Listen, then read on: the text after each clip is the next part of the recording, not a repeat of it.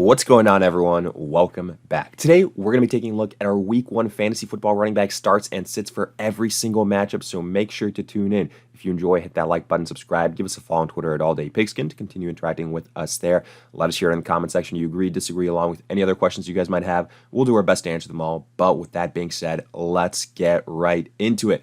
And the 2024 season officially kicks off on Thursday with the Ravens at the Chiefs. From a running back perspective, look, you got to like the top two guys here in Derrick Henry and Isaiah Pacheco. Henry, new home with the Baltimore Ravens. While I've said he is more of a standard suited running back, that hasn't changed since the start of his career. I do tend to believe that this will be a higher scoring game. So I think both of these guys will have their respective opportunities. I'm looking for high touchdown upside from Derrick Henry and the same, honestly, from Pacheco. Now, Henry will be vultured from time to time by Lamar Jackson, but the good thing is the Ravens haven't really had this dominant of a running back for a while. I'm not worried about Justice Hill. And from the Kansas City side of things, I'm not worried about CH. I'm not worried about the newly signed Samaje Perine. Pacheco will be the main guy here. He's going to be getting those prime time opportunities when the Chiefs are marching down, when they have those, higher scoring opportunities at hand. And the way I would rank these guys in standard scoring formats, I do have Derrick Henry slightly higher, but I think both Pacheco and Henry can be low-end RB1s on the week. So from a running back perspective, I actually really, really like this matchup. Moving on, Packers at the Eagles. For the Packers, you only see one name here. It's Josh Jacobs. That's pretty much because everyone else in this rotation is hurt right now. So at least for week 1, Jacobs is going to be an absolute workhorse. And the volume is going to be crazy, whether it's just rushing the ball, whether it's going to be receiving the ball. I really like Josh Jacobs from that perspective, at least in week 1. We'll see how this looks moving forward. But I think there's a world where Josh Jacobs finishes higher on the week than the big name Saquon Barkley. Now, obviously, both Jacobs and Barkley joining new teams. Jacobs with the Packers, one of the better teams he's been on compared to what we got accustomed to with him on the Raiders. Same with Barkley and the Eagles. Honestly, freed from the Giants' offense, but he still will have Jalen Hurts to vulture him in the red zone. So I do look at that. I actually like Josh Jacobs more so in this game. I have him as a mid-level RB1. Saquon Barkley more so as a low-end RB1 because, again, I am trying to anticipate some vulturing situations from Jalen Hurts. But, again, another game where I think it will be on the higher scoring side of things. So wouldn't be shocked to see both these guys get in the end zone. And then Kenneth Gainwell, kind of name that we know from the Eagles side of things, but with Saquon Barkley in town, I do think Kenneth Gainwell is kind of more so just in that handcuff category. Then Panthers at the Saints. Look, this isn't all that sexy of a game, to be honest with you. I'm really only interested in starting Alvin Kamara for the Saints. He has kind of had his way with the Panthers when you look at this historical matchup. And I think from a PPR perspective, Alvin Kamara is going to be really good, at least in this game. I could honestly see, Taysom Hill getting a touchdown here.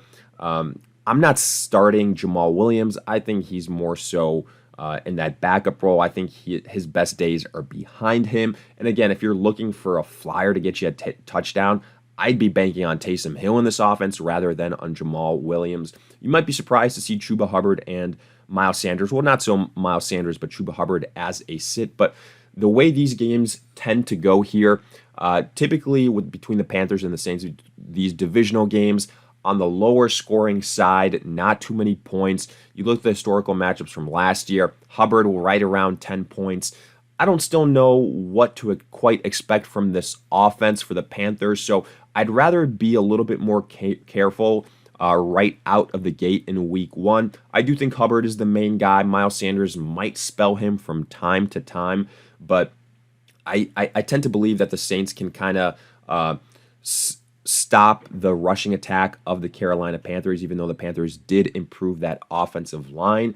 I want to go ahead and see a little bit more from them. Again, worst team in the NFL last year before saying, all right, fire up Chuba Hubbard. There will be better matchups. Afterwards, Vikings at the Giants. I'm really only interested in Aaron Jones here.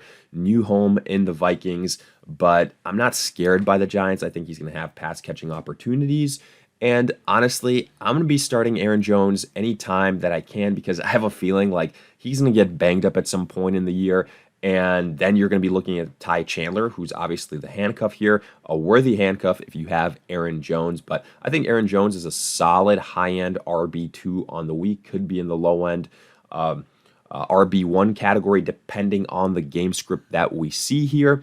Then for the Giants, I know that Devin Singletary is the starter, but I don't necessarily love, the game script that I think the Giants will be in. I think the Giants will be one of probably the worst offenses in the NFL.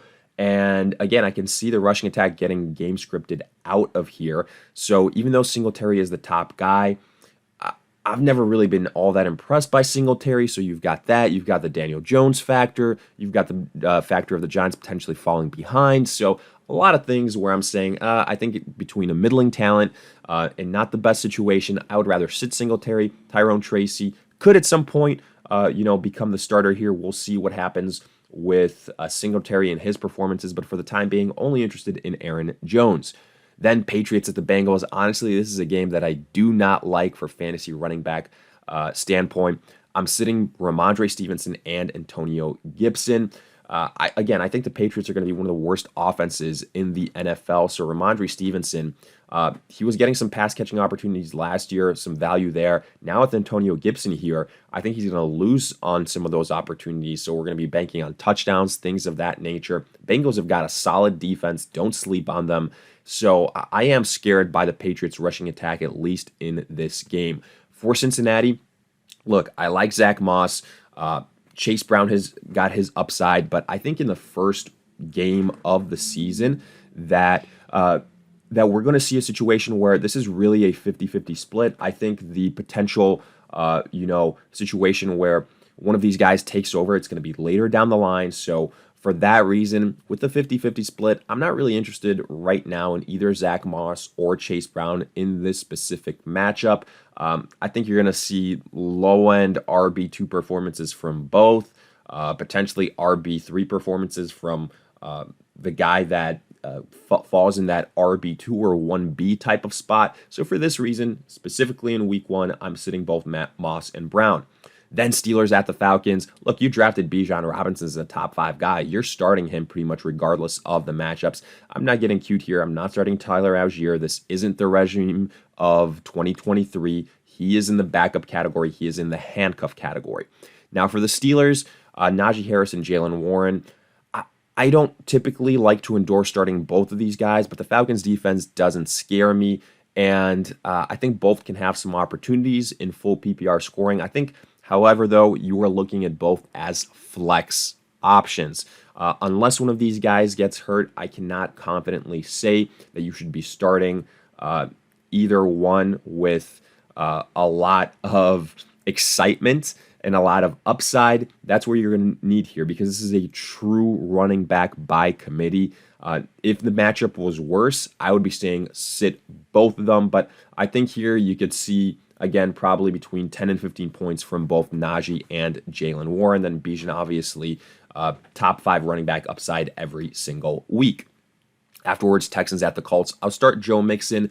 Again, running back that we know on a new team on the Texans, high upside offense. I like Joe Mixon, but I think the efficiency issues might catch up to him at some point in the season. Age, things of that nature. And, I don't think the Texans are going to have to rely on him all that much. Dameon Pierce, backup, more so of an afterthought, break glass in case of emergency type of deal. I think Mixon is in the RB2 category. The best case scenario is the Colts defense kind of collapses and he gets a couple of touchdowns. I think that's going to be the type of season he has. For Indy, Jonathan Taylor, again, a guy that you drafted right alongside Saquon Barkley at the end of the first round. I think that Jonathan Taylor is going to have a solid performance here. Even with Anthony Richardson vulturing touchdowns, I see him as a mid-level, low-end RB1. He's going to be one of the focal points on this offense. The running backs afterwards don't scare me, so I think he's going to get a lot of volume this year. So I really like Jonathan Taylor in this game. Then Cardinals at the Bills. This might seem simple. James Conner, James Cook, respectively. I like both of these guys. Conner, I think, will have decent upside here because of the pass catching ability, but I could see him getting game scripted out. From James Cook, I actually really, really like him in this game in particular versus the Cardinals. Cardinals defense doesn't scare me. I think James Cook is going to get a lot of opportunities. I have him as a mid-level running back one. I think he can finish as a top 10 guy at the position this week. And then I specifically wanted to mention the backups here in Trey Benson and Ray Davis. Some of my favorite handcuffs for these starters, James Conner, Trey Benson. We'll see how long that situation lasts the way it is in terms of Benson just being purely the backup. But Ray Davis has some really nice high upside. If you have James Cook, I would definitely be looking to pick up Ray Davis if he is available. Really flashed during the preseason, and I think can be a solid, again, handcuff if something does happen to James Cook. Then Titans at the Bears. Another game where I don't love the running backs, Tony Pollard, Tyjae Spears. The Bears folks are going to have a sneaky good defense. And I think with Pollard, pass catching type of situation, but he's not going to get the volume that we want. And then same with Tyjae Spears. Everyone thought this would be the Tyjae Spears year with no more Derrick Henry, but obviously the Titans bring in Tony Pollard. So not a situation that I necessarily love. I could see this being a lower scoring game for the Titans offensively. So I'm sitting both Pollard and Spears. And then for the Bears, I know they just added DeAndre Swift, paid him some decent money, but I do think Khalil Herbert will be involved. Honestly, I think the Bears are going to feature Caleb Williams and the passing attack here. So I tend to look at the Bears receivers in this game more so. DeAndre Swift, I don't think will be an every down back. Khalil Herbert will get his opportunities. So I do think DeAndre Swift will be touchdown dependent. For that reason, I will be fading him here in this game. Afterwards, Jags at the Dolphins. I'm starting Travis Etienne. He was the top 5 running back last year in PPR. I think that will be the case again this year. And the Jaguars are going to have to air out the football. It's short dink and dump passes to keep pace with the Dolphins. So I like Travis Etienne. Backup handcuff Tank Bigsby, but obviously not worth a start here. For the Dolphins, I'm starting both Raheem Mostert and Achane.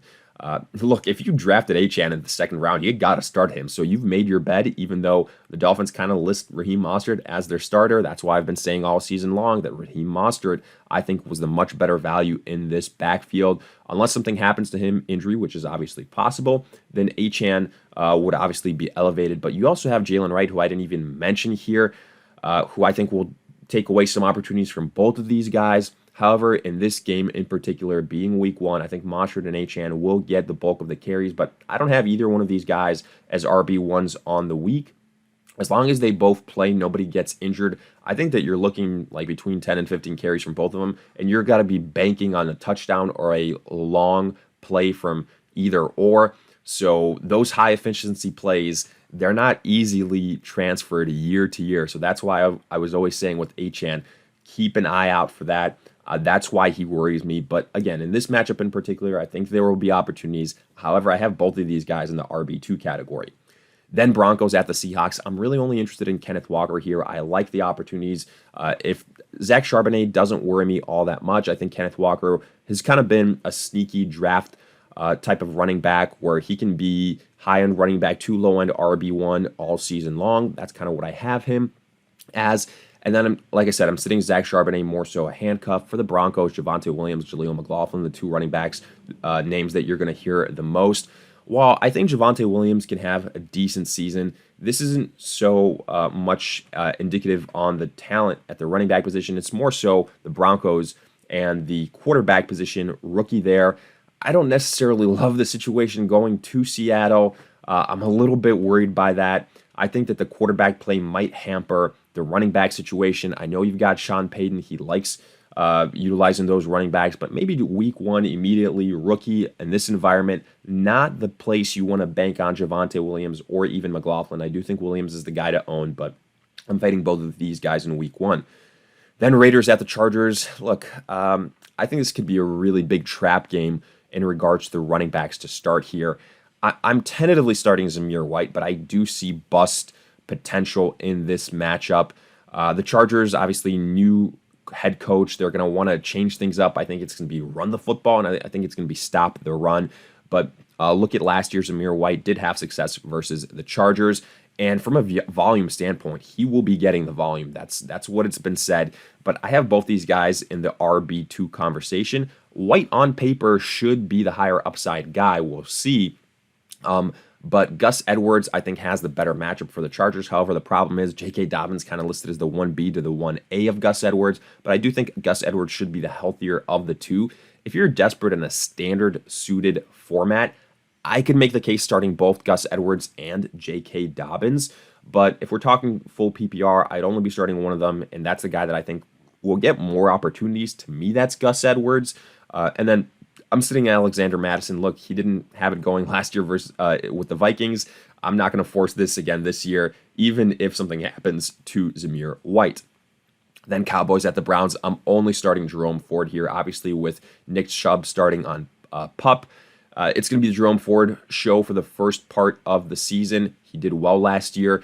This matchup doesn't scare me. I think he can be a solid high-end running back too. And then for the Cowboys, sure, you've got Zeke back in town. Rico Dowdle kind of is the hot name here, something he might take over. But I think, again, it's going to start the year potentially as like a 60-40, 50-50 split. And this Browns defense is legit. So for that reason, I am sitting both of these guys.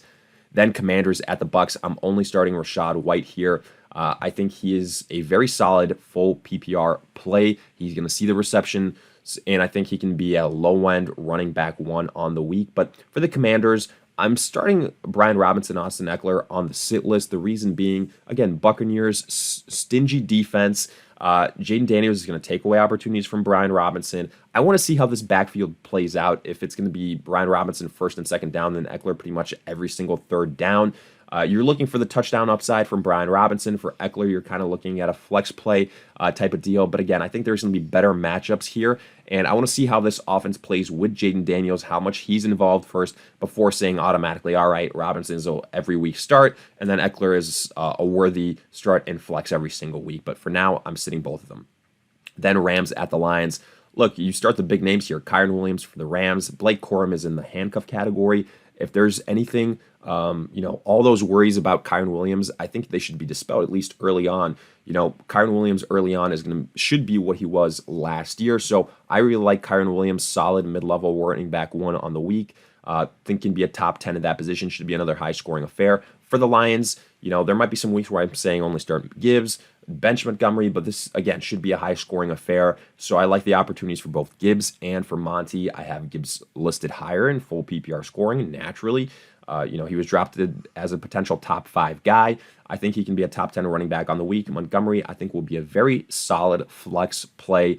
And again, you get a touchdown in there, can get you high-end RB2 numbers.